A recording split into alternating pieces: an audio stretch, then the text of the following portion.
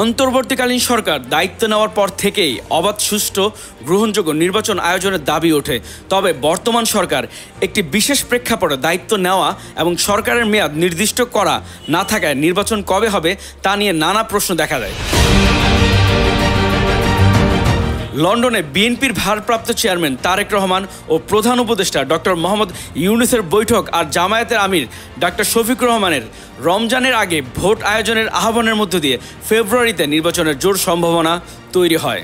অবশেষে জুলাই গণঅভ্যুত্থানের বর্ষপূর্তিতে জাতির উদ্দেশ্যে প্রধান উপদেষ্টার দেয়া ভাষণে সরকারের পূর্ব ঘোষণা অনুযায়ী ফেব্রুয়ারির প্রথমার্ধে জাতীয় নির্বাচন আয়োজনের ঘোষণা আসে। ঘোষণা অনুযায়ী চিঠিও দেওয়া হয় নির্বাচন কমিশনকে।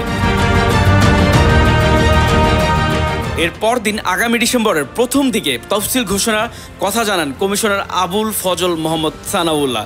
জাতীয় সংসদ ভোট নিয়ে আনুষ্ঠানিক বক্তব্যের মধ্য দিয়ে নির্বাচন নিয়ে যে অবিশ্বাস, অনিশ্চয়তা ছিল তার অবসান ঘটেছে বলে মনে করছেন বিশ্লেষকরা। বাইরের কোনো শক্তি যেন সংঘাতময় ও পরিস্থিতি সৃষ্টি করতে না পারে, সেজন্য সতর্ক থাকার পাশাপাশি আইন শৃঙ্খলা পরিস্থিতি ঢেলে সাজানোর পরামর্শ তাদের।